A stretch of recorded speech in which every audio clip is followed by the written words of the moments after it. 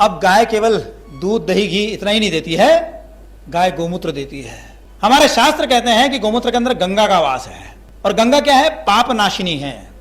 कई बार कहते हैं कि बीमारी किस लिए आती है? अपने पापों के कारण आती है। अगर गोमूत्र हम पी ले तो हमारे पापों का नाश हो जाए, तो पापों के कारण जो बीमारी हमारा पीछा नहीं छोड़ रही है वो भी छोड़ देती है। और ये गोमूत्र जो है ये बहुत ही बढ़िया एंटीबायोटिक है, बहुत ही अच्छा एंटीसेप्टिक है, एंटीवायरल है, एंटी फंगल है, एंटीपायरेटिक है। कैंसर का ऐसा पेशेंट जो आखिरी स्टेज पे भयंकर दर्द से छटपटा रहा है, मॉर्फिन जैसा खतरनाक पेन किलर फेल हो चुका है, डॉक्टरों ने हाथ खड़ा कर दिया कि भैया अब इसका कोई इलाज नहीं है, अब तो भगवान से प्रार्थना करो जितनी जल्दी इसको उठा ले उतना अच्छा। आप सोचिए कि जो माता पिता अपने बच्चों को आशीर्वाद देते हैं दीर्घायु होने का, उन्हीं के बेटे को जब कैंसर हो जाता है वही प्रार्थना करने लगते हैं भगवान अब इसको उठा लो, क्योंकि अब इसका दर्द हमसे देखा नहीं जा रहा है। आप सोचिए उन माता पिता की क्या स्थिति होती होगी। लेकिन हमने हजारों पेशेंट के ऊपर प्रयोग किया कि उनको हमने गोमूत्र दिया, पहले दिन गोमूत्र पिया और दूसरे दिन जब डॉक्टर पेन किलर का इंजेक्शन लगाने आए तो उन्होंने मना कर दिया कि डॉक्टर साहब मुझे पेन किलर के इंजेक्शन की जरूरत नहीं, मुझे दर्द नहीं हो रहा है। इतना जबरदस्त पेन किलर। हम पता नहीं पेन किलर के नाम पे क्या क्या खाते रहते।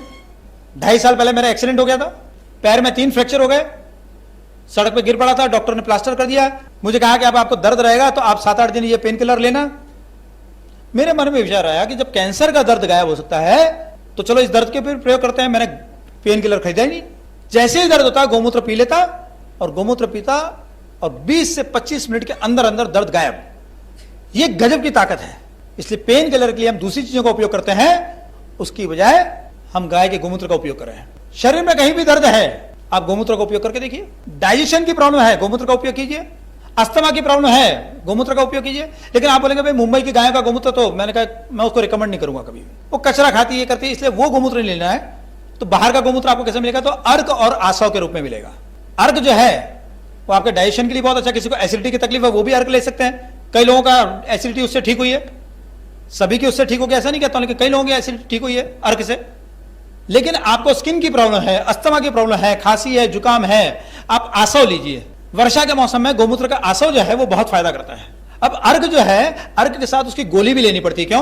क्योंकि अर्क आधा गोमूत्र है और गोली जो है वो आधा गोमूत्र है। गोमूत्र से दोनों चीजें बनती है, आदि शक्ति अर्क में रहती है, आदि शक्ति गोली में। इसलिए कई बार क्या होता है हम अर्क तो लेते हैं उसकी गोली नहीं लेते हैं, तो फिर गोमूत्र का पूरा फायदा नहीं मिलता।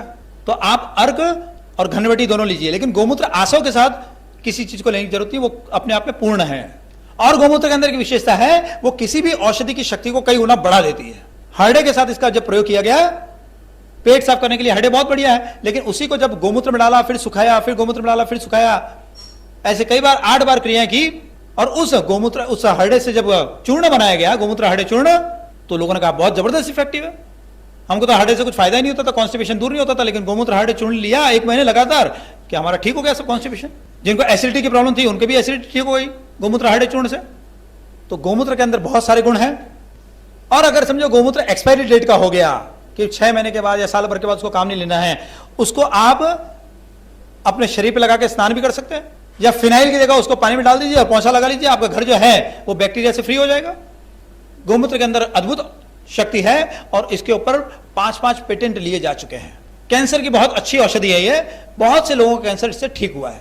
यहां तक कि लास्ट स्टेज के कैंसर जिनको केवल डॉक्टर ने 15-15 दिन का टाइम दे दिया था कि 15 दिन से महीने भर का समय है इनके पास, ऐसे लोग आज 15-15 साल हो गए अभी तक आराम से मैं देख रहा हूं जीवित हैं, कोई किसी प्रकार का खतरा नहीं, क्योंकि कैंसर ही खत्म हो गया उनका। अगर फर्स्ट स्टेज से ही हम गोमूत्र की शरण ले ले तो निश्चित रूप से हमारा कैंसर ठीक है। अब व्यक्ति का विषय होता है कि भाई गोमूत्र किस प्रकृति के व्यक्ति को लेना चाहिए, नहीं लेना चाहिए, गर्मी के अंदर कम लेना चाहिए। तो अपनी प्रकृति को समझकर, कल मैं आपको प्रकृति समझाऊंगा, आप अपनी प्रकृति को समझकर फिर गोमूत्र लीजिए। वर्षा के मौसम में गोमूत्र फायदा करता है, सर्दी के मौसम में फायदा करता है, गर्मी के मौसम में थोड़ा कम लेना चाहिए। कुछ लोग तो ले सकते हैं, अधिकतर लोग नहीं ले पाते हैं गर्मी के दिनों में, तो वो 2-4 महीने छोड़ दीजिए आप। और ताजा गोमूत्र मिल जाए तो बहुत ही बढ़िया। उसमें भी अगर आपको गाय की बच्ची का यानी बछड़ी का गोमूत्र मिल जाए वो बहुत अच्छा है, वो गाय के गोमूत्र से भी बढ़िया रहता है। अब आप गोमूत्र का उपयोग शुरू कर दीजिए। लेकिन होता क्या है, जैसे गोमूत्र की बात आती है तो कहते बास आती है। अब बास चीज क्या है, हमारे वो नीचे मछली बनती है, मेरी हालत खराब हो जाती है, और वो जिसके घर में मछली बनती है उसके मुंह में पानी आता है।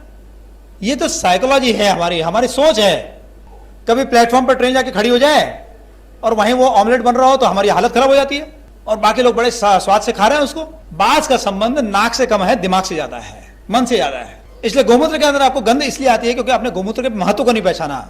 अरे जिस गोमूत्र के अंदर गंगा का वास है वो हमको मिल जाए, यही हमारा सौभाग्य है, ये ईश्वर की कृपा है। जरा उसके महत्व को सोचिए कि गोमूत्र मिलता कहां से है, कैसे। कहते हैं गाय के शरीर में 33 कोटि देवता हैं, यानी गाय गोमूत्र जो है वो 33 कोटि तीर्थ का जल है। शास्त्र कहते हैं कि इसके अंदर गंगा का वास है, शास्त्र तो ऋषियों ने लिखा है, वो तो गलत बात हो नहीं सकती है। और गंगा जी कहां से निकलती है, तो भगवान विष्णु के चरण से, यानी वो चरणामृत है। तो गोमूत्र को तो ऐसे लेना चाहिए जैसे हम चरणामृत पी रहे हैं। और आप इस बात को ध्यान रखिए, हर चीज को एक मीडियम की आवश्यकता होती है ट्रेवल करने के लिए। जो प्राण शक्ति है उसको ट्रेवल करने के लिए आस्था की जरूरत होती है। इसीलिए हम अपने घर में मूर्ति लाते हैं और उसके अंदर क्या करते हैं, प्राण प्रतिष्ठा। अब घर के अंदर कृष्ण की, गणेश जी की, शिव जी की बहुत सारी मूर्तियां होगी, हमारे इष्ट देव की। लेकिन जब हम शुभ कार्य के लिए जाते हैं तो कैलेंडर के गणेश जी को देख के जाते हैं क्या, या शोकेस में जो गणेश जी है उनको देख के जाते हैं, या कोई और चित्र टंगा उसको देख के जाते हैं। हमारे जो मंदिर में गणेश जी की मूर्ति है हम उसके सामने दंडवत करते हैं, हमारे मंदिर में जो कृष्ण की मूर्ति है हम उसके सामने दंडवत करते हैं। क्यों? क्योंकि हमने उसमें प्राण प्रतिष्ठा की है। इसलिए प्राण के ट्रेवलिंग का जो माध्यम है वो आस्था है। अगर आप गोमूत्र का आस्था से लेते हैं तो वो दिव्य औषधि होती है, और अगर बिना आस्था के आप गोमूत्र लेते हैं तो जड़ औषधि की तरह काम करती है। प्राण का किससे संबंध है? मोरवी के अंदर आज से करीब 20-25 साल पहले मोरवी के अंदर भयंकर बाढ़ आई थी। उस समय न तो मोबाइल था, ना इतने चैनल थे, कुछ नहीं था। मुंबई के अंदर एक माता जी जो थी, उनका जी जो है घबराने लगा, डरने लगे, उनको अपने बेटे की चिंता होने लगी। उन्होंने 3 दिन तक कुछ खाया पिया नहीं, और बाद में रिपोर्ट आई कि उनका बेटा जो है पानी में बह गया था। बहते बहते किसी पेड़ की डाल हाथ में आई, उसने पेड़ की डाल पकड़ के और पेड़ के ऊपर चढ़ गया और 3 दिन तक वहां बैठा रहा। बाद में हेलीकॉप्टर से उसको बचाया गया। कोई बताने वाला नहीं था उसकी मां को कि तेरा बेटा वहां पर है। लेकिन मां को यहां से बेचैनी शुरू हो गई और मां ने सब खाना पीना छोड़ के भगवान का नाम स्मरण शुरू कर दिया, क्योंकि मां और बेटे के प्राण एक दूसरे से जुड़े हुए हैं। इसी प्रकार से गोमूत्र जो है, मां और बेटे में प्रेम है ना, प्रेम से तो उनका प्राण जुड़ा हुआ है आपस में। ऐसे ही गोमूत्र जो है उसमें गंगा है, उसमें हमारी आस्था है। जब हम आस्था के साथ गोमूत्र को लेते हैं तो उसका रिजल्ट अलग आता है। लेकिन आजकल तो लेबोरेटरी की पद्धति निकल गई है। 2000 चूहों के ऊपर प्रयोग, 2000 गिनी पिग्स के ऊपर प्रयोग, 2000 खरगोश के ऊपर प्रयोग, 2000 बंदर के ऊपर प्रयोग। हमने बंदर के ऊपर यह प्रयोग किया, फिर यह रिजल्ट आया। हमने इसके ऊपर यह प्रयोग किया, फिर यह रिजल्ट आया। अरे उसके मन की स्थिति और हमारे मन की स्थिति एक जैसी है क्या? बंदर की पत्नी कभी उसको टेंशन देती है क्या? कोई टेंशन नहीं। उसको कोई अपने बच्चों को स्कूल में डालना पड़ता है क्या कि अभी कौन सी स्कूल में डालूं, इंटरनेशनल स्कूल में डालूं कि नेशनल में डालूं, या उस सरकारी स्कूल में डालूं जिसमें सरकार के एक भी अधिकारी का बच्चा नहीं पढ़ता है, गवर्नमेंट का एक भी बच्चा नहीं पढ़ता, किसी का नेता का, उसको क्या टेंशन है? अब उसके ऊपर प्रयोग करते हैं और हमारे ऊपर लागू करते हैं। साला हमको भी क्या चूहा समझ के रखा, गिनी पिग समझ रखा है। इसीलिए मैं कहता हूं केमिस्ट्री जो है वो जड़ विज्ञान है, हम लोग प्राणवान है, और ये केमिस्ट्री जानने वाले हमारे ऊपर प्रयोग कर रहे हैं। उनको क्या मालूम प्राण शक्ति के बारे में, उनको क्या मालूम ये प्राण शक्ति के पहले वाइब्रेशंस होते हैं, वाइब्रेशन के बारे में क्या मालूम है उनको। मैं तिहाड़ जेल में गया था, लेक्चर देने गया था, मैं कुछ गलत मत समझिए आप लोग। तो वहां जब मैं गया तो वहां पर 600 कैदी थे, 100 के करीब वहां के पुलिस अधिकारी और दूसरे लोग थे। वहां एक गाय की परिक्रमा करवाई एक कैदी से। पहले उसका एनर्जी लेवल देखा गया, उसका एनर्जी लेवल था केवल 2.5 मीटर, और 2.5 मीटर का एनर्जी लेवल था। बाद में उसकी परिक्रमा की उसने हाथ जोड़कर, और हाथ जोड़कर परिक्रमा की, और फिर से उसका एनर्जी लेवल देखा, केवल 10 परिक्रमा के बाद उसका एनर्जी लेवल हो गया 8 मीटर। अभी तो उसने गाय को हाथ भी नहीं लगाया है, क्योंकि परिक्रमा करने के साथ साथ उसका जो प्राण के एनर्जी लेवल है क्या, प्राण, वो प्राण उसका बढ़ता चला गया। इसीलिए पहले कहते थे कि भाई गाय को घर में रखो। क्यों? क्योंकि गाय का जो एनर्जी लेवल है उसके अंदर घर रहेगा तो घर के अंदर सब लोग स्वस्थ रहेंगे, सब निरोग रहेंगे। अब घरों में गाय रख ही नहीं सकते। क्यों? क्योंकि हमारे कानून ही ऐसे हैं। मैं एक बार राजस्थान यूनिवर्सिटी में गया था लेक्चर देने के लिए, वहां के वाइस चांसलर बैठे थे, प्रोफेसर बैठे थे। मैंने उनके सामने एक प्रश्न किया, मैंने कहा भैया आप लोग पुराने जमाने में कहते थे कि जिसके पास सबसे ज्यादा गाय हो सबसे धनी, आज क्या कहा जाता है, जिसके पास सबसे ज्यादा रुपए है वो धनी। मैंने कहा भाई जिनके पास सबसे ज्यादा रुपए हैं ऐसे लोग कहां पर रहते हैं? तो बोले मुंबई में रहते हैं। मैंने कहा देश में जिनके पास सबसे ज्यादा रुपए हैं, जो सबसे धनी लोग हैं वो मुंबई में रहते हैं। लेकिन मुंबई का नियम है, मुंबई की बीएमसी का नियम है कि कोई भी अपने घर में गाय नहीं पाल सकता है, अपनी सोसाइटी के अंदर गाय नहीं पाल सकता है। तो मैंने कहा देश के सबसे धनी व्यक्ति मुंबई में रहते हैं और वो अपने घर में गाय नहीं पाल सकते हैं, उनकी औकात खाली कुत्ता पालने की रह गई है। जिस देश के सबसे धनी व्यक्ति के औकात केवल कुत्ता पालने की रह जाए और उसको हम प्रगति कहें, तो मुझे बताइए दुर्गति की परिभाषा क्या है? अरे जो व्यक्ति अपने बेटे को ताजा दूध नहीं पिला सकता है, उसका बेटा क्या जानता है धारोष्ण दूध क्या है? यहां गाय का दूध निकाला और यहां पी लिया, कभी उसके बेटे को मालूम है? तो जिस धनी व्यक्ति की ऐसी दुर्दशा है, उस देश की क्या दुर्दशा होगी? हम लोग किस तरफ जा रहे हैं? विकास के मॉडल के नाम पर शहर दिखाया जाता है। अरे शहर विकास का मॉडल है क्या? विकास का मॉडल तो गांव होता है। गांव की हवा शुद्ध, गांव का अन्न शुद्ध, गांव का जल शुद्ध, और गांव के अंदर जो किसान होता है उसका कितना बड़ा दिल होता है। हमारे यहां पर किसान क्या करता है, मैंने देखा जब मैंने 10 साल खेती की गांव में रहकर, किसान जब बीज डालता है तो बीज डालने के पहले क्या कहता है? हे प्रभु, इतनी पैदावार हो कि मेरा और मेरे परिवार का पेट भरे, मेरे घर में आने वाले अतिथियों का पेट भरे, मेरे ऊपर जो समाज का दायित्व है उस समाज का पेट भरे, फिर मेरे घर में बहुत सारे पशु पक्षी हैं उनका पेट भरे, फिर कई पशु पक्षी जो यहां पर आते हैं खेत में कुछ अपने पेट भरने की आशा से उनका पेट भरे, और फिर इन अटाऊ बटाऊ का पेट भरे। मैंने कहा यार बाकी सब चीजें समझ में आई, ये अटाऊ बटाऊ क्या होता है? तो बहुत सारे जीव ऐसे हैं जिनको हम देख नहीं पाते हैं, जो जमीन के अंदर रहते हैं, कुछ रहते हैं, वो भी तो इसी पर निर्भर है। जैसे वो केंचुआ है, अर्थवर्म, ऐसे छोटे छोटे लाखों करोड़ों कीड़े, 84 लाख योनियां हमको थोड़ी दिखती है, वो सबका पेट भरना चाहिए। अब किसान का दिल इतना बड़ा होता है कि वो कहता है, अरे मैंने कहा इस प्रार्थना से क्या फायदा? बोले मेरा भाग्य फूटा हुआ होगा तो सबका थोड़ी भाग्य फूटा, भगवान बाकी लोगों के तो भाग्य का देगा। ये किसान की सोच होती है। उस किसान का सत्यानाश किया जा रहा है, पेस्टिसाइड डाल, फर्टिलाइजर डाल, ट्रैक्टर चला, सब जीवों को खत्म कर। मैं उदयपुर कृषि विश्वविद्यालय में गया, वहां के वाइस चांसलर से मैंने बात की। मैंने कहा ये कृषि विश्वविद्यालय है या खेती विश्वविद्यालय है? तो बोले एक ही तो बात हुई, कृषि कहो या खेती कहो, क्या फर्क पड़ता है? मैंने कहा नहीं, खेती शब्द है खेत से बना है, और खेत शब्द जो है क्षेत्र से बना है, उसका संबंध भूमि से है। कृषि शब्द जो है कृषि से बना है, और कृषि का अर्थ होता है खींचना, आकर्षित करना। कृषि से कृष्ण बना है, जो सबको अपनी ओर खींचे वो कृष्ण। मैंने कहा जब अंतरिक्ष की ऊर्जा को खींचकर उससे खेती की जाती है उसको कृषि कहा जाता है। बैल अपने सींगों से सूर्य के माध्यम से अंतरिक्ष की ऊर्जा को खींचता है और अपने खुरों से धरती को देता है, इसलिए बैलों से होने वाली खेती जो है वह कृषि कहलाती है। आप तो ट्रैक्टर से खेती करवाते हैं और बोलते कृषि। तो उन्होंने कहा कि इसका क्या प्रमाण है कि बैल अपने सींगों से ऊर्जा खींचता है और खुरों से जमीन को देता है? तब मैंने कहा आपको गोधूली वेला पता है? बोला हाँ। मैंने कहा गोधूली वेला किसको कहते हैं? बोले शाम को जब गाय चरकर वापस आती है तो उसको गोधूली वेला कहते हैं। मैंने कहा क्यों? बोले उसके जो खुरों से धूल उड़ती है इसलिए गोधूली। मैंने कहा गाय तो सुबह जब जाती है तब भी तो धूल उड़ती है, उसको गोधूली वेला क्यों नहीं कहते हैं?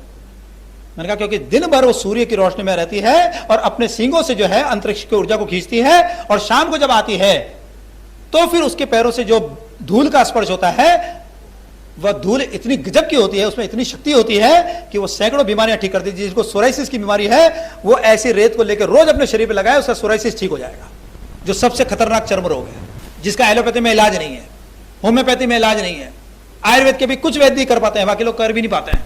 और वो गोधूली वेला में इतना शुभ होता है कि जब कोई मुहूर्त नहीं मिलता है तो हम कहते हैं गोधूली मुहूर्त में शादी कर दो, गोधूली मुहूर्त में गृह प्रवेश कर लो।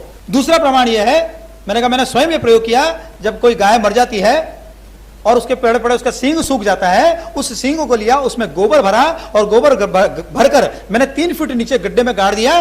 3 महीने के बाद जब उसको निकाला तो पूरे गड्ढे के अंदर जड़े ही जड़े। अगर ये सींग प्राणवान नहीं है तो उसमें से फिर जड़े कैसे निकली? क्या मरे हुए में से जड़े निकल सकती है? जड़े निकलती है, इसका मतलब है प्राणवान है वो। और हमारे मारवाड़ी में कहावत भी है, तो मेरे पिताजी कहते थे कि हमको अर्थ मालूम नहीं था इसका क्या है, कहते थे पड़ा हुआ सींग भी अपने जड़े डाल लेता है। बोले ये समझ में आया जब प्रयोग किया तब, कि सींग को डाला, पूरा गड्ढा जो है वो छोटी छोटी एकदम सफेद सफेद सफेद सफेद जड़ों से भर गया, सींग में से सब जड़ें निकल रही थी। गाय के सींग के अंदर ये विशेषता है। और इस सींग की विशेषता क्या है? गाय के दूध के अंदर, गाय के गोमूत्र के अंदर स्वर्ण तत्व है। लेबोरेटरी में इसकी जांच हो चुकी है।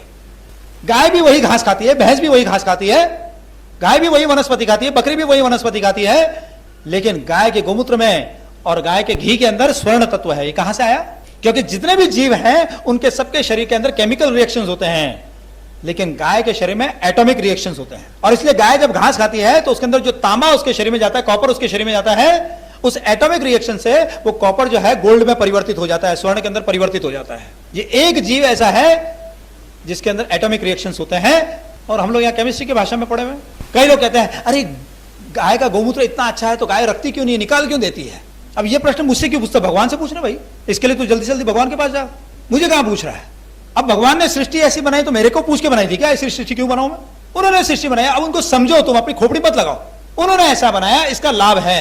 कोई कहता है गोमूत्र में बहुत यूरिक एसिड होता है, और किसी के शरीर में अगर घुटने में दर्द होगा तो गोमूत्र पिएगा तो कैसे घुटना ठीक होगा, वो तो यूरिक एसिड से खराब हुआ है। अरे किडनी के पेशेंट के अंदर सबसे अच्छा रिजल्ट गोमूत्र से आ रहा है। जहां किडनी के पेशेंट के ऊपर डॉक्टर कहता है किडनी ट्रांसप्लांट करनी पड़ेगी, ऐसे किडनी के पेशेंट्स को हमने गोमूत्र पिलाया, उनकी किडनी ठीक हो गई। एक पिछड़ा हुआ साइंस केमिस्ट्री ले लेके बकवास करते हैं। आपके पास डाटाज है क्या? मैंने कहा डाटाज क्या होता है भाई? 7 अरब लोग इस देश के अंदर है, दुनिया के अंदर है, 2 के अंगूठे के निशान तो मिलते नहीं है। अब उस डाटाज को आपको अगर कंपाइल करना हो तो आपको क्या करना है? एजम्पशंस करना पड़ते हैं। आप मानते हैं कि भाई अंगूठा में जो ये है ये या तो चक्राकार है या शंखाकार है, ना तो वो चक्राकार है ना शंखाकार है, आप एज्यूम करते हैं। वो पूरा का पूरा इनका साइंस एजम्पशंस पे बैठा, रही बोलते साइंस है, इसको साइंस कहा जाता है क्या? 2 आदमी के अंगूठे नहीं मिलते हैं, पीपल के पेड़ में करोड़ों पत्ते होते हैं, करोड़ों पीपल के वृक्ष है, 2 पीपल के पत्ते एक दूसरे से मिला नहीं जाओ तो मिलते नहीं है। जब स्थूल जगत के अंदर चीजें मिलती नहीं है तो अंदर जो सूक्ष्म तरंगे चल रही है वो मिल जाएगी एक दूसरे की। खाली कलेक्शन ये डाटा इकट्ठे किए जाते हैं मैनिपुलेशन के लिए। हमारे यहां पर साइंस को समझने के लिए कहा गया था कि ध्यान में उतरो, अगर आपको इस चीज को समझना है तो ध्यान करो, ध्यान में आपको इसका उत्तर मिलेगा। और यहां क्या कहते हैं? 2000 इसके ऊपर प्रयोग करो, 500 इसके ऊपर प्रयोग करो, 700 इसके ऊपर प्रयोग करो, फिर जो रिजल्ट आएगा वो रिजल्ट है। हर जगह की प्रकृति अलग है, हर जगह का मनुष्य अलग है, हर एक के संस्कार अलग है, एक जैसे कैसे रिजल्ट आएंगे? हर एक की सोच अलग है, क्योंकि वो लोग सिर्फ स्थूल शरीर तक है, जबकि हमारा आयुर्वेद है, हमारी संस्कृति है, हमारा विज्ञान है, वो सूक्ष्म स्तर पर पहुंचा है। वो मन, बुद्धि, आत्मा, इन सबका चिंतन करता है। और इसलिए हमारे यहां स्वस्थ होने की परिभाषा है स्व में स्थित होना। बीमारी से मुक्त होना यह स्वस्थ नहीं है, स्व में स्थित होना है, यानी आत्मा में स्थित होना, यश स्वस्थ है। और इसलिए इसको अगर इस विज्ञान को समझना है तो हम गाय को समझें। अब थोड़ा सा 10 मिनट का विषय और रखेंगे आपके सामने, क्योंकि गाय का जो सबसे महत्वपूर्ण भाग है वह है गोबर। वास्तव में शब्द है गो वर, वर का अर्थ होता है श्रेष्ठ। जो गाय का सबसे श्रेष्ठ देन है वह है गोबर। क्या विशेषता है इसके अंदर? एक 7 महीने का बच्चा, उसका लिवर खराब हो गया, हैदराबाद से मेरे पास फोन आया। अब वो तेलुगु भाषी, मुझे तो तेलुगु आती नहीं, लेकिन हमारे स्टाफ में एक है तिरुपति, उसको आती है तेलुगु। उसने कहा उसका लिवर खराब हो गया, डॉक्टर कह रहा है कि लिवर को ट्रांसप्लांट करना पड़ेगा, 10 लाख रुपए खर्च होंगे। तो मुझे पूछा कि आपके पास कोई उपाय है क्या? मैंने कहा पहले डॉक्टर को पूछो कि 10 लाख में ठीक कर देगा, गारंटी देता है क्या? बोले नहीं, मैं गारंटी कैसे दे सकते, गारंटी तो हम देते नहीं है। मैंने कहा 10 लाख रुपए लेने, उसको बोले 11 लाख ले ले, गारंटी देते चल। तो लेने गारंटी नहीं दे रहा है। तो मैंने कहा फिर एक काम करो, तुम एकदम गाय का ताजा गोबर ले करके और उस गोबर का रस निकाल लेना, हाथ में ले लेना, गाय का गोबर नीचे मत गिरने देना, उस गोबर का रस ले लेना और उस गोबर का 1/4 चम्मच या आधा चम्मच जो रस है वो उस बच्चे को मध में मिला के, शहद में मिला के उसको पिला देना। अगर 7 दिन के अंदर बच्चे की तबीयत ज्यादा खराब है तब तो तुम ऑपरेशन करवा लेना, और अगर 7 दिन के अंदर नहीं खराब होती है तो ये कंटिन्यू करना। 3 महीने के बाद फोन आया, उनका बच्चा जो है बिल्कुल स्वस्थ।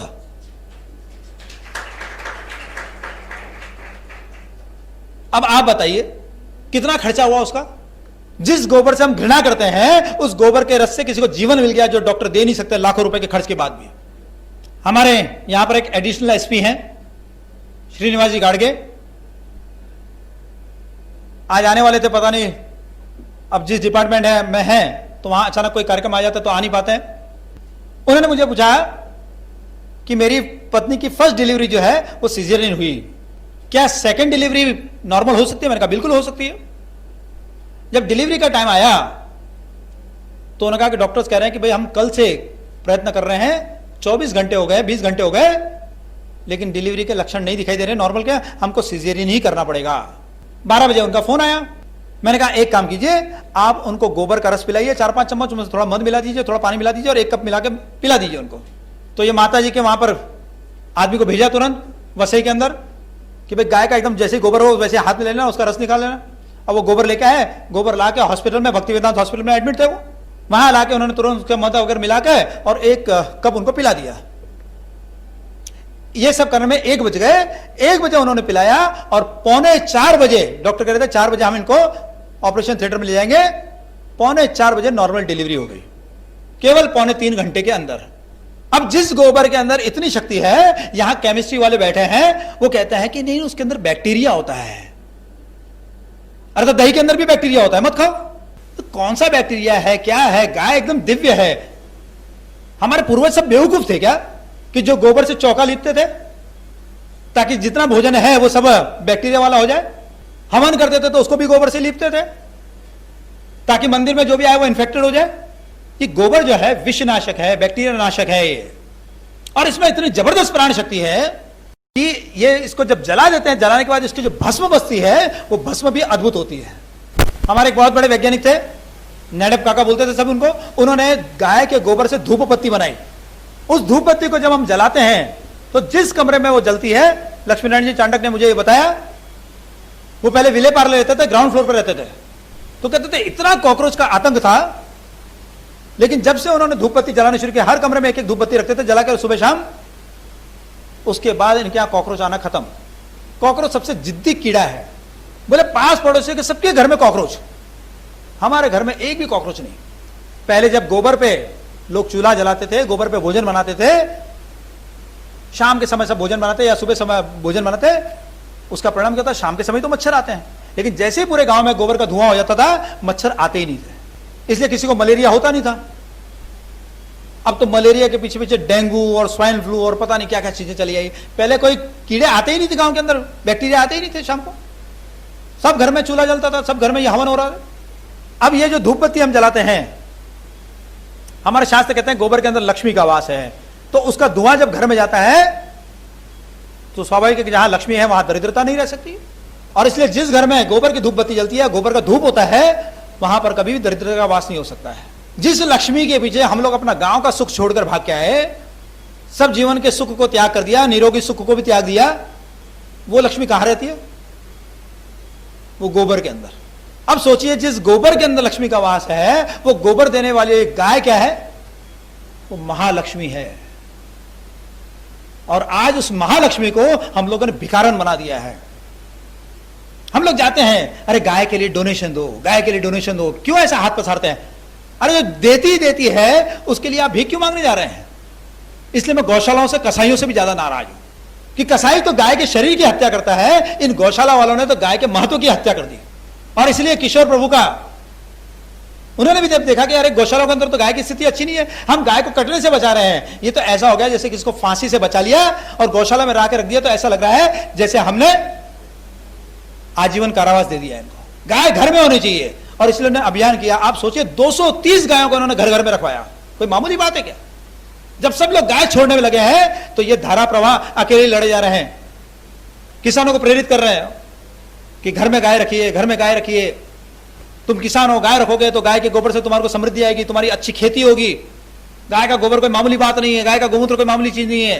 गाय के गोमूत्र से पेस्टिसाइड बना के तुम अपने फसल को बचा सकते हो। किसान डरा हुआ है क्योंकि पूरी गवर्नमेंट उसके खिलाफ है। रोज नए किसान को धमकाया जा रहा है, डराया जा रहा है। कभी लैंड एक्विजिशन की बात होती है, कभी कुछ होता है। किसान को पता नहीं कि उसका भविष्य क्या है, कब उसके खेत में से कोई सड़क निकल जाएगी, कब उसकी खेती कोई इंडस्ट्री के लिए ले ली जाएगा, उसको कुछ पता नहीं है। इसलिए लोग कह रहे हैं बेटे को कि बेटा मैंने तो किसान बन के जी लिया जैसे तैसा, अब तू किसान मत बनना। और मुझे लगता है आने वाली जनरेशन जो है वो अनाज नहीं खाएगी, सब्जियां नहीं खाएगी, वो डाटास खाएगी, चिप खाएगी। अरे अनाज चाहिए, अनाज जो पैदा करता है उस अन्नदाता को महत्व देते थे इस देश के अंदर। उत्तम खेती मध्यम बाण, कुकर चाकरी करे निदान। खेती को उत्तम माना गया था, आज खेती को सब लोग छोड़ रहे हैं। मध्यम बाण, व्यापार को जो है दूसरे नंबर में माना गया, और नौकरी को तो कुत्ते की तरह माना गया। आज नौकरी को महत्व दिया जा रहा है कि नौकरी कर बेटा, बड़े खुश हो जाते हैं, मेरे बेटे को ये पैकेज मिल गया, मेरे बेटे को ये पैकेज मिल गया। क्या हो गया? देशी नहीं था, एल्सेशियन हो गया। और क्या हो गया? खेती जो है जिसको उत्तम कहा गया था, आज हम कहते हैं अपनी संस्कृति के बाद हिंदुत्व की बातें करते हैं। हिंदुत्व क्या है? मंदिर में घंटा बजाना हिंदुत्व है क्या? हिंदुत्व यह है जो हमारी संस्कृति है, जिसमें कहा गया कि खेती जो अन्नदाता है उसका सम्मान होना चाहिए। अन्नदाता का अपमान और उसको हिंदुत्व कहते हैं। इसलिए ये जो खेती है वो गाय के बिना हो ही नहीं सकती, क्योंकि खेती, कृषि जो है वो गाय के बिना हो नहीं सकती। कृषि करने वाला किसान संपन्न होता है, खेती वाले करने वाले किसान की दुर्दशा हो रही है।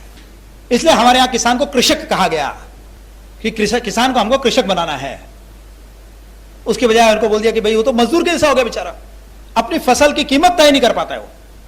वो गाय के गोबर से अन्न उगा के आपको देता है, आप उसको खरीदने को तैयार नहीं। फर्टिलाइजर से उगा के देते तो आप खरीदने को तैयार हो जाते क्योंकि सस्ता मिल रहा है। उसको कहते हैं कि जो जहर जहर डाल के जो दे रहा है उस भाव पे मेरे को दे। हमारे यहां पर कुछ ऑर्गेनिक वाले आए हैं, हमारे आशीष देसाई जी बैठे हैं, ऑर्गेनिक खिलाने के चक्कर में बहुत लाखों का नुकसान उठा लिया, फिर हाथ जोड़ लिया कि भैया समाज जहां बह रहा है बहते रहे। उनके पास में राजेश भाई बैठे हैं, ऑर्गेनिक का काम कर रहे हैं। फिर एक परेश भाई है, वो आए नहीं आज। हीना बहन आई है क्या? तो कुछ लोग ऑर्गेनिक का काम कर रहे हैं। ये ऑर्गेनिक का काम जो कर रहे हैं ये भी गोभक्त हैं, क्योंकि ये किसान को गाय रखने के लिए प्रेरित कर रहे हैं कि भाई आपका हम अन्न जो है बिकवाएंगे मार्केट में, हम लोगों को समझाएंगे। इसलिए आपको खाना है ऑर्गेनिक चीज खाइए। गाय के गोबर से जो चीज पैदा होती है वो सात्विक होती है। और दूसरी भी चीजें हो सकती है, आप भैंस के पोटे से भी उगा सकते हैं, आप और किसी के मल के द्वारा भी करते हैं, लेकिन वो सात्विक नहीं होगा, वो तामसिक होगा, राजसिक होगा, सात्विक नहीं होगा। गाय के गोबर से जो होगा सात्विक है। इसलिए मैं कहता हूं कि सिर्फ प्राकृतिक नहीं, गो प्राकृतिक, गो नेचुरल कर दीजिए आप। अगर आप गो नेचुरल चीजें खाते हैं, गो प्राकृतिक चीजें खाते हैं, तो आप मुंबई में रहते रहते कृषक के माध्यम से गाय बचा सकते हैं। इसीलिए आप लोगों के लिए कुछ स्पेशल चीजें मैंने मंगाई। आप यहां पर जौ का दलिया, जौ का आटा, जौ का सत्तू मंगाया गया। कल जौ के महत्व में बताऊंगा, आप अभी ले सकते हैं। आज कुछ बातें मैंने बताई, लेकिन गाय के पथमेड़ा की गौशाला जो है, हां अगर गौशाला खड़ी करनी हो तो पथमेड़ा के जैसी गौशाला खड़ी कीजिए। 1.25 लाख गाय हैं, एक भी गाय बंधती नहीं है वहां पर, सब खुली घूमती है। वहां गाय को मां के जैसे रखा जाता है, जानवर के जैसे नहीं रखा जाता है। और वहां पर जो गाय हैं अपने आप उनके लिए शेड बना दिए गए। जब तुम्हारी इच्छा हो बरसात में नहाओ, जब इच्छा हो शेड के नीचे आके खड़ी हो, जब इच्छा हो धूप में जाके खड़ी रहो, जब इच्छा हो छाया में आके खड़े हो जाओ। इतनी गायें वहां पर है, लेकिन कहीं आपको गंदगी बिखरी हुई नहीं दिखेगी, कहीं कागज का एक टुकड़ा तक नहीं दिखेगा। 3000 बीघे के अंदर उनकी एक ब्रांच है नंदगांव, एक टुकड़ा नहीं दिखेगा आपको कागज का। गाय गोबर करती है, तुरंत उस गोबर को इकट्ठा कर लिया जाता है, उस गोबर की दुर्दशा नहीं होने दी जाती है। धूप बत्ती बनाई, मैंने उसका उपयोग बताया। उसकी जो भस्म है वो बहुत ही कीमती है। अगर किसी को लग जाती है चोट, खून निकल रहा है, बरसात के दिनों में जल्दी से घाव भरता नहीं है, डायबिटीज के पेशेंट है, जल्दी से घाव भरता नहीं है, आप उस भस्म को डाल दीजिए, 2 दिन में ठीक हो जाएगा। इस्कॉन के भक्त हैं, उनकी माता जी को बेड सोर हो गया था, इतना खतरनाक बेड सोर के अंदर की हड्डी तक दिखाई देने लग गई थी। 3 दिन बेड सोर, डॉक्टरों ने हाथ खड़े कर दिए। वो मेरे पास आए, मैंने कहा कि आप ये उपाय कीजिए। उन्होंने वो धूप बत्ती की भस्म उनके घाव में भरना शुरू किया। 1 महीने के अंदर 100% ठीक हो गए। 6 महीने के अंदर 2 लाख रुपए से ज्यादा बर्बाद हो गए, हालत खराब हो गई, और 1 महीने में ठीक हो गई। ऐसे ही धूप बत्ती का जो प्रयोग है, किसी के दांत में दर्द हो वो भर के रख ले मुंह में, तुरंत उसमें आराम मिल जाएगा। उसकी भस्म को कहीं कोई कीड़ा काट जाए वहां पर भस्म लगा ले। ऐसे ही इस गोबर से दंत मंजन बनता है। आप दंत मंजन का प्रयोग करके देखिए। मेरे 2 दांत जो है हिलने लग गए थे, क्योंकि मेरी आदत है प्रयोग करते रहने की। तो मैं रोज टूथपेस्ट, हर 6 महीने के अंदर टूथपेस्ट बदल के देखता था कि कौन सा टूथपेस्ट बढ़िया है। आखिर रिजल्ट ये हुआ कि मेरे दोनों दांत आगे के हिलने लगे। फिर मुझे लगा कि प्रयोग करने के लिए दांत तो रहने चाहिए, पहले दांत ही नहीं रहेंगे तो प्रयोग क्या करूंगा। तब फिर मैंने ये दंत मंजन का सहारा लिया। दंत मंजन लेके भर देता था, और भरने के बाद इतना ये दांत मेरे मजबूत हो गए, 1 महीने बाद इन्हीं दांतों से मैंने गन्ना छील छील के खाया है। तो ये दंत मंजन का आप प्रयोग कीजिए, और बहुत ही वैज्ञानिक चीज है। क्योंकि जब दंत मंजन आप करते हैं तो आप उंगलियों से गम्स को रगड़ते हैं, अपने मसूड़ों को रगड़ते हैं। अगर आपके गम्स मजबूत हैं तो आपके दांत भी मजबूत रहेंगे। फिर गोबर से साबुन बनता है।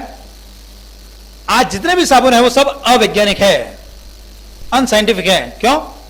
जैसे ही किसी को स्किन डिजीज होती है, डॉक्टर क्या कहता है? साबुन लगाना बंद।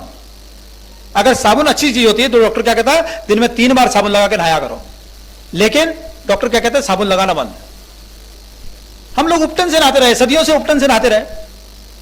कई प्रकार के उपटन नहाते थे, मलाई से, दूध की मलाई से नहाते थे, बेसन लगा के नहाते थे, जौ का आटे से नहाते थे। अचानक ये साबुन आ गया। क्यों? क्योंकि कोई जमाने में एक हीरोइन थी साधना, वो कहती थी मेरे सौंदर्य का राज लक्ष्य। फिर हेमा मालिनी आई, वो कहने लगी मेरे सौंदर्य का राज लक्ष्य। फिर ऐश्वर्या राय आई, वो कहने लगी मेरे सौंदर्य का राज लक्ष्य। अरे इनको तो भगवान ने सुंदर पैदा किया, ये क्या लक्ष्य लगा लगा के सुंदर हुई है क्या? अब हर एक ने सोचा कि भाई मेरे को भी सुंदर बनना है, तो सबने शुरू कर दिया लगाना। ये साबुन जो है बड़ी खतरनाक चीज है। इस साबुन की जगह आप उपटन का उपयोग कीजिए। हमारे यहां पर आपने देखा होगा साधु संत जो है भस्म लगाते हैं शरीर के ऊपर, उनको कोई बीमारियां नहीं होती है, नहाते भी नहीं कई कई महीनों तक, कोई बीमारी नहीं होती उनको। गाय के गोबर के भस्म, हल्दी, नीम, इन सभी चीजों से जो है एक अंगराग उपटन बनाया गया है। आप इस अंगराग उपटन से स्नान कीजिए, बहुत सारा फायदा होगा। शरीर तो ठीक हो, ये स्किन तो ठीक होगी, साथ में इसके 20-21 फायदे हैं। एक छोटी सी पुस्तिका है गो प्रसाद, आप उसके अंदर पढ़ लीजिएगा, आपको मालूम पड़ेगा कि इसके कितने सारे फायदे हैं। किसी के सिर में दर्द हो उसमें आराम मिल जाता है, कोई थक गया हो बुरी तरह से काम करते करते, बच्चे पढ़ते पढ़ते थक जाते हैं, यहां माथे पे लगा ले, बहुत जल्दी आराम हो जाता है।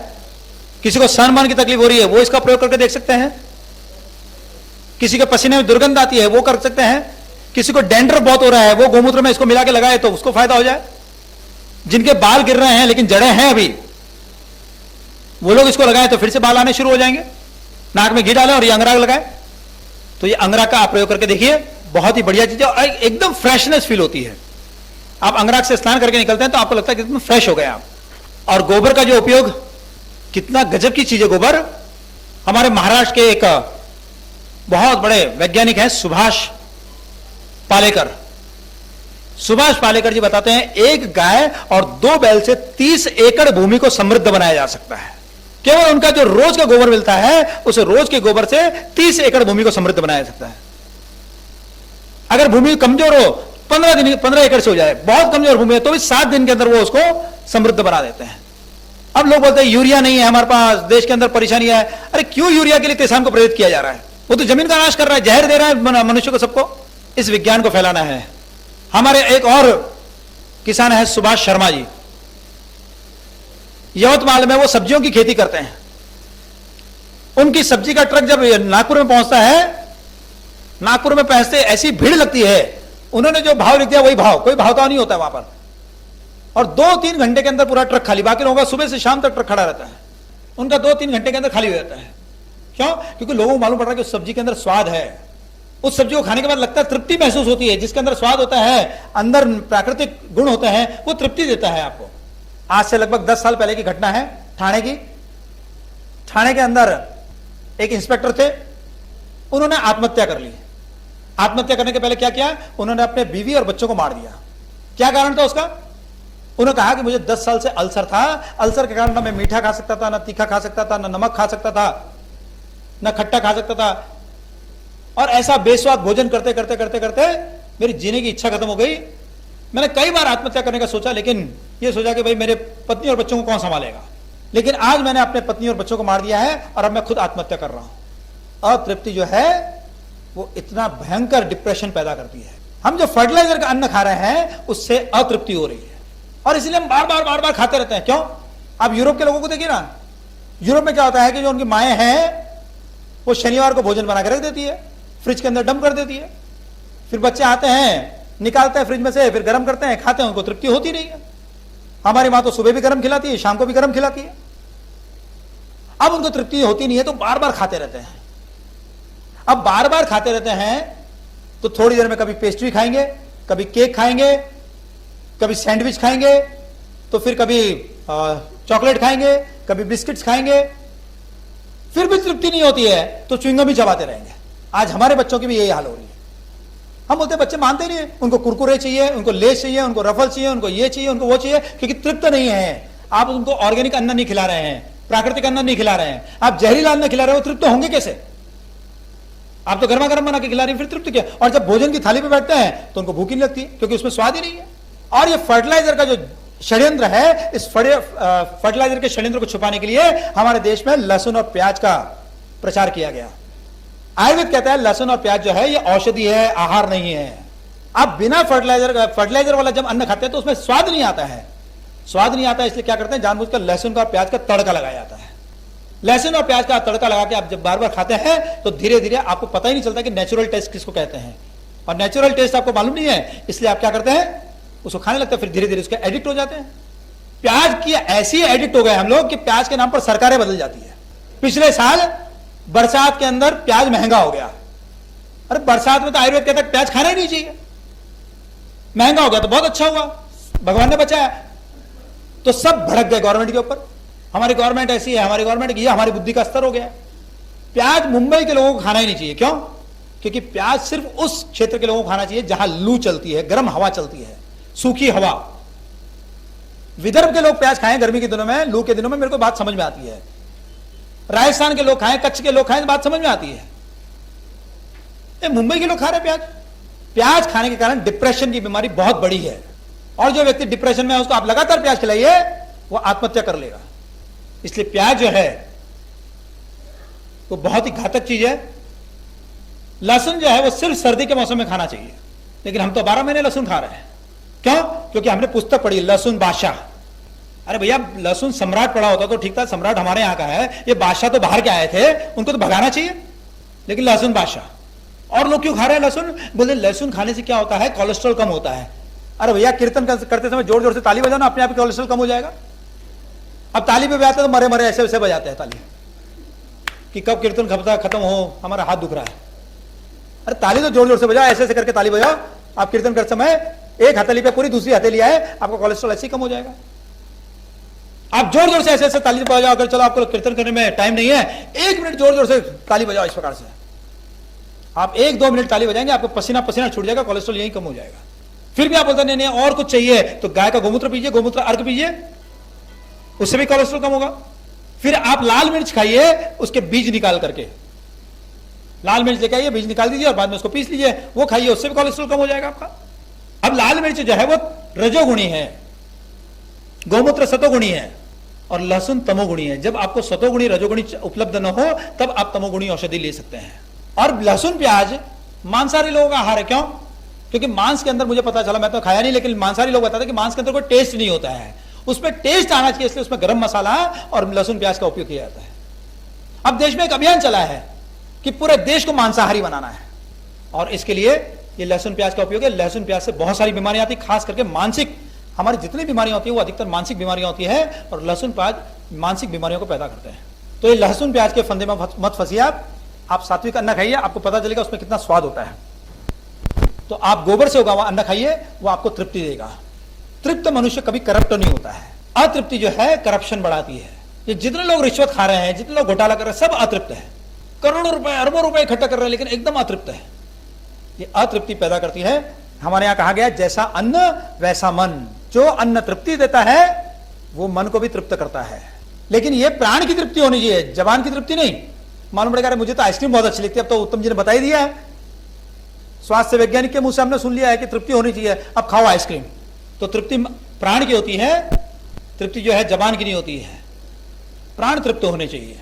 तो आप अब सोचिए जरा, विषय समाप्त करने के पहले सिर्फ एक निवेदन करना चाहता हूं, आप इसके ऊपर जरा गंभीरता से विचार कीजिए। गाय हमें 5 चीजें देती है, दूध, दही, घी, गोबर और गोमूत्र। ये 5 अमृत है, और इस अमृत को पाने के लिए आपको गाय को क्या देना पड़ता है? गाय को घास देना पड़ता है। अब सोचिए, आज तक किसी कॉर्पोरेट कंपनी ने ऐसा कोई इन्वेस्टमेंट किया है, ऐसा कोई आविष्कार किया है कि जहां आप घास इन्वेस्ट करें और बदले में आपको अमृत मिल जाए? एक अमृत भी दिया है क्या किसी ने? गाय के अंदर सिर्फ घास इन्वेस्ट करना है और हमको अमृत मिलता है। ये घास भी हम लोग इन्वेस्ट नहीं कर रहे हैं गाय के अंदर। गाय को डोनेशन की जरूरत नहीं है, इन्वेस्टमेंट की जरूरत है। इन्वेस्टमेंट के लिए हमारे देश में शब्द है दान। हम ब्राह्मण को दान करते हैं, इन्वेस्टमेंट से भी सुंदर शब्द है ये। हम ब्राह्मण को दान करते हैं तो ब्राह्मण हमारे पैर नहीं छूता है, हम ब्राह्मण के पैर छूते हैं। क्यों? क्योंकि हमें मालूम है कि हमारे धन का यह सदुपयोग कर सकता है, इससे हमारा धन पवित्र हो जाएगा। हम गाय के अंदर इन्वेस्ट करें, गाय के लिए दान दें।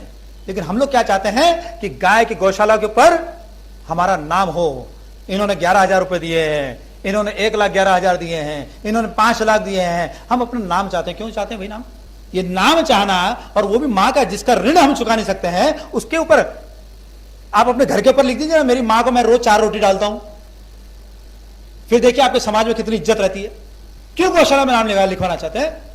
हमारे एक मित्र हैं, वो भी आज आने वाले थे लेकिन आए नहीं, ऋषि प्रकाश। वो पथमेड़ा के अंदर वहां पर एक बहुत बड़ा हॉस्पिटल खड़ा कर रहे हैं गाय के लिए, जहां 1008 गायों का इलाज होगा। वो हॉस्पिटल 4 करोड़ से के लगभग उसका खर्चा है। उन्होंने कहा कि देखो, मां का इलाज कर रहे हैं, इसलिए यहां पर किसी का नाम नहीं होना चाहिए। तो जिन लोगों ने बड़ी बड़ी घोषणाएं की थी, हम गौशाला को एक अस्पताल के लिए 5 लाख रुपए देंगे, कोई बोला हम 11 लाख रुपए देंगे, सब पीछे खिसक गए। सब पीछे खिसक गए। कह रहे अरे हॉस्पिटल बना रहे हैं गाय के लिए। आप सोचिए, ये हॉस्पिटल बनाना ये दुर्भाग्य की बात है कि हम ये बता रहे हैं कि हमारा समाज कितना नीच है कि गाय को एक्सीडेंट करके भाग जाता है, गाय को सड़क पर पटक के चले जाता है, उसके सीन पैर तोड़ के चले जाता है, उसकी कमर तोड़ के चले जाता है। तो आप क्या दिखाना चाहते हैं कि समाज इतना नीच और हम देखो कितने बड़े दानी है कि हम यहां सेवा कर रहे हैं। हम किसकी तारीफ करना चाहते हैं? समाज की निंदा करके अपनी तारीफ पाना चाहते हैं। उन्होंने कहा कि नाम नहीं होगा। अब कई महीने उन्होंने इंतजार किया, जब देखा कि कोई भी बिना नाम के रुपए देने के लिए तैयार नहीं, तो उन्होंने कहा ठीक है, हम खुद ही इसके लिए करेंगे। जिन्होंने गाय को मां मान लिया, इसका मतलब वो संस्कारित हो गया है। और जो गाय को दान कर रहा है, जो बोलता मैं डोनेशन दे रहा हूं, इसका मतलब है वो कहीं ना कहीं गाय को जानवर समझ रहा है। आप गाय के लिए दान दीजिए। जो लोग गाय के लिए काम कर रहे हैं, हमारे गुजरात में भरवाड़ समाज है। भरवाड़ समाज के लोगों के पास मैं गया था, जलगांव के, वहां पर देखा उनके पास 20 परिवार, 1800 गाय। मैंने कहा आप लोग इतनी गाय कैसे पाल रहे हैं? तो धीरे धीरे, आप पहले आते तो हमारे पास 10,000 गाय थी, अब धीरे धीरे हमारे पास गाय कम होती जा रही है। क्यों? क्योंकि न समाज का सहारा है, न सरकार का सहारा है। हमारे बच्चे कहते हैं कि पिताजी आपको हम क्यों गाय पालें? क्योंकि मुंबई में एक मामूली प्रोफेसर है, वो भी 40,000 रुपए कमा लेता है। एक पान वाला है, वो भी 1.5 लाख रुपए महीने का कमा लेता है। प्रोफेसर को सम्मान मिलता है, पान बेचने वाले को पैसा मिलता है। गाय रखने वाले को क्या मिल रहा है? ना सम्मान मिल रहा है, ना उसको पैसा मिल रहा है। तो उनके बेटे कहते हैं कि हम क्यों गाय पालें? जो गाय हमारी आने वाली जनरेशन को बचा सकती है, जो हमें बचा सकती है, जो हमारे लाखों रुपए के संकट से हमको बचा सकती है, बर्बादी से बचा सकती है, जो हमारे जीवन को बचा सकती है, जो हमारे कष्टों को दूर कर सकती है, उस गाय को पालने वाले को सम्मान सबसे ज्यादा मिलना चाहिए। तो हम केवल करते हैं गोविंद जय जय गोपाल जय जय, बस केवल पाखंड। क्योंकि हमारे संत जो है ना, वो 90% से ज्यादा पाखंडी है। वो हमारे समाज को पुण्य का लालच दे रहे हैं, कर्तव्य बोध नहीं करा रहे हैं। ये कर लो, गाय के लिए दान दो, तुम्हारे को इतना पुण्य मिलेगा, तुमको यहां मिल जाएगा। गाय की पूंछ पकड़ लोगे, वैतरणी पार हो जाओगे। नहीं, गाय नहीं वैतरणी पार कराएगी तो क्या करेगा? गाय को डाल देंगे कुएं के अंदर। क्योंकि भगवा पहन के व्यासपीठ मिलने के बाद इतने पाखंडी लोग संत बन गए हैं, केवल पुण्य का लालच, समाज को भटका रहे हैं पुण्य का लालच दे देके। कर्तव्य बोध नहीं हो रहा है। कर्तव्य बोध कराने वाले कुछ संत थे, जैसे राम सुखदास जी महाराज, आज हमारे पतवाड़ा के संत हैं स्वामी दत्त शरणानंद जी महाराज। ऐसे कुछ गिनती के दिखाई देते हैं कि जो लोग वास्तव में कर्तव्य बोध करा रहे हैं। लोग डोंगरे महाराज से, बाकी लोग तो केवल अपना धंधा खोल के बैठ गए हैं। जो संत कर्तव्य बोध नहीं कराता है, पुण्य का लालच देता है, वो खुद तो डूबने वाला है, अपने साथ हजारों अपने चेलों को भी डुबाने वाला है। ये संत लोग, इतना पैसा आता है मठ के अंदर, गाय नहीं रखते हैं। और तो और हालत ऐसी है कि शंकराचार्य जैसे पद पे लोग बैठ जाते हैं और जर्सी पालते हैं। इतने इतने लंबे भाषण देते हैं। वेद पढ़ लिया इन्होंने, उपनिषद पढ़ लिया है, पुराण पढ़ लिया है, शास्त्र पढ़ लिया दुनिया भर के, भागवत वगैरह सब, और गाय के बारे में कुछ जानते ही नहीं। केवल अपना कुर्सी को बचाना, अपनी गद्दी को बचाना, बस उसी में लगे हुए। पॉलिटिकल हो तो कुर्सी बोल देते हैं, और मठ की हो तो गद्दी हो जाती है। वो सब सत्ता के भूखे। इसलिए आज ऐसा समय आ गया है कि आप गाय के विज्ञान को समझिए। कल आज जो मैंने बातें बताई, ये पंचगव्य के बारे में बताई, लेकिन गाय, ध्यान रखिए, केवल 5 चीजें नहीं देती है। गाय केवल स्वास्थ्य नहीं देती है, गाय हमें ज्ञान भी देती है। मैं आर्ट्स का विद्यार्थी और आज देश में बड़ी बड़ी संस्थाओं में वैज्ञानिक के नाते भाषण देने जाता हूं। मैं आईआईटी में, मुंबई आईआईटी में गया व्याख्यान देने के लिए, और वहां के प्रोफेसर के सामने दिया। आयुर्वेद महाविद्यालय में गया पुणे में, वहां के वैद्यों के सामने, वहां के प्रोफेसर के सामने व्याख्यान दिया, वहां के फाइनल ईयर के स्टूडेंट्स के सामने व्याख्यान दिया। भक्ति वेदांत हॉस्पिटल में गया, वहां पर व्याख्यान हुआ। एक आर्ट्स के विद्यार्थी को गौ माता साइंटिस्ट बना सकती है। जिसको धन की इच्छा है, गौ माता उसको धन देती है। कई लोगों ने बताया, एक हमारे बहुत बड़े गोभक्त हैं, वो कहते थे मैं गाय के लिए घास का ट्रक भेजता हूं और गाय मेरे को वहां से रुपए का ट्रक भेजती है। इतना बिजनेस बढ़ गया, इतना बिजनेस बढ़ गया उनका। ये गौ माता की कृपा है। भीलवाड़ा के हैं अशोक जी कोठारी, बोलते लोग सोचते हैं कि मैं दान करता हूं। बोले दान वान कुछ नहीं करता हूं, मैं तो अपना बिजनेस चला रहा हूं। गौ माता को देता हूं, मालूम पड़ गया मुझे गौ माता के सीक्रेट मालूम पड़ गया। गौ माता के लिए घास का ट्रक भेज दो, गौ माता वहां से रुपए का ट्रक भेज देगी। तब से मैं गौ माता के लिए भेजता रहता हूं। जब 2009-10 के अंदर भयंकर अकाल पड़ा था राजस्थान के अंदर, तब उन्होंने पूरे जिले के अंदर बोला कि एक भी गाय भूख और प्यास से मरनी नहीं चाहिए।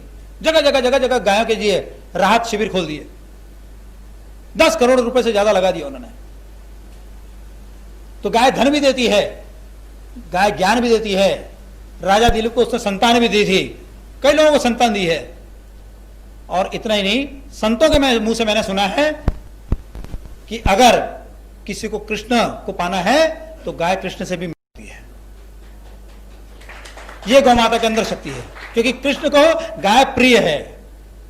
तो गाय को अगर प्रसन्न कर लिया तो उसके ऊपर कृष्ण प्रसन्न हो जाती है, कृष्ण प्रसन्न हो जाते हैं। कृष्ण को प्रसन्न करना सरल काम नहीं। टेढ़े हैं, कभी सीधे खड़े देखा क्या उनको? आड़े टेढ़े खड़े रहते, बाकी बिहारी है, उनको समझाना, उनको मनाना आसान नहीं है। लेकिन अगर गौ माता को प्रसन्न कर लिया तो कृष्ण उसके ऊपर प्रसन्न हो जाते हैं। नंदी को प्रसन्न कर लिया, उसके ऊपर शिवजी प्रसन्न हो जाते हैं। और अब दो ही तो है, शिवजी और कन्हैया जी, इन दोनों को प्रसन्न कर लिया तो अपने तो बल्ले बल्ले है। तो ये जो है, आप गौ माता की सेवा में लग जाइए और इसके द्वारा आपको जो चाहिए वो मिलेगा। लेकिन गाय के कामधेनु रूप में उसकी पूजा मत कीजिए, गाय के माता के रूप में उसकी पूजा कीजिए, क्योंकि मां जो है वो अपना भी जो है बच्चों को दे देती है, अपना भी रखती नहीं है। गौ माता के साथ भी यही है कि वो अपना सब कुछ देती है। और मेरे को तो इसका कई बार का अनुभव है। एक छोटे से अनुभव के साथ विषय समाप्त। 2 साल पहले मुझे दिवाली के समय खांसी हो गई थी। भाई दूज के दिन इतनी जबरदस्त खांसी, मैं घर में अकेला था, 12 से 12:30 के बीच में इतना जोर जोर से खांस रहा था और खांस से परेशान हो गया कि क्या करूं। अचानक मैंने गौ माता को कहा, गौ माता मैं तो आपकी महिमा लोगों के पास ले जाता हूं, लेकिन आज इतनी खांसी हो रही कि मुझे लगता है मेरा वोकल कॉर्ड जो है वो फट जाएगा, फिर मेरे मुंह से अच्छी तरह आवाज नहीं निकलेगी। अगर तुझे लगता है कि मेरे स्वर को बचाना है तो मेरा गला ठीक कर दे। बस इतना सा कहना था, उसी क्षण मेरा गला ठीक हो गया। 12:30 बजे मैं रात को सोया, सीधा सुबह 6 बजे उठा। 5.5 घंटे सोने के बाद तो खांसी ज्यादा होती है। 2 दिन से 3 दिन से मैं प्रयत्न कर रहा था, खांसी ठीक नहीं हो रही थी। फिर मैं दूसरे दिन सोचने लगा ये क्या हुआ। तब समझ में आया कहीं ना कहीं अहंकार मेरे मन के अंदर पैदा हुआ कि मैंने लोगों के लीवर ठीक कर दिए, लोगों की किडनी ठीक कर दी, लोगों का कैंसर ठीक कर दिया, लोगों का अस्थमा ठीक कर दिया, लोगों की ये बीमारी ठीक कर दी, लोगों का वो बीमारी ठीक कर दी। तो गौ माता बोले तू ठीक कर रहा है क्या, तो चल खांसी ठीक करके दिखा, एक मामूली खांसी ठीक करके दिखा। और तब मुझे अक्ल आई कि मैं किसी को ठीक नहीं कर रहा हूं, मेरे माध्यम से गौ माता सबको ठीक कर रही है। तो इसलिए आप सीधे इस गौ माता की शरण में आइए। गौ माता आपको स्वास्थ्य भी देगी, आपको सब कुछ देगी, और आपको क्या कहते हैं कि लोक परलोक वो सबका जो है आपको पूरा मार्ग प्रशस्त कर देगी। तो इसी के साथ आज का विषय मैं समाप्त करता हूं। थोड़ा सा हम लोग लेट हो गए थे, विषय बहुत बड़ा है, मैंने कई चीजें जो है बताई नहीं आप लोगों को। कल जो गौ माता ने मुझे विज्ञान दिया, आज तो मैंने गौ माता के पंचगव्य के बारे में बताया, कल जो बहुत कीमती विज्ञान दिया, जिस कारण आज साइंटिस्ट के नाते पूरे देश में मुझे इनवाइट किया जाता है, लोग मुझे बुलाते हैं, वो विज्ञान मैं कल बताऊंगा। वो बहुत गंभीर विज्ञान है। आज नुस्खे बताए, घी डालने से ये फायदा है। आप शुरू में आपको प्राण विज्ञान समझा दिया, बाद में नुस्खे समझाए। कल जो है मैं आपको बताऊंगा कि आने वाली बीमारी को आपको कैसे रोकना है। जो बीमारी 8 साल 10 साल के बाद आने वाली है, या जो 6 साल के बाद आने वाली है, जो 6 महीने के बाद आने वाली है, आज आप उसको कैसे पहचान सकते हैं बिना किसी मेडिकल टेस्ट के। आप घर बैठे उस बीमारी को कैसे पहचान सकते हैं, और वो जब आप पहचान लेंगे तो आने वाली बीमारी से आप बच सकते हैं। और ये समझ जाएंगे तो इससे आपको कष्ट से भी बचत होगी, कष्ट से भी आप बचेंगे, धन की भी बचत होगी, और आपका जो मानव जीवन है वो किसी श्रेष्ठ कार्य में लग सकेगा। तो कल आप जरूर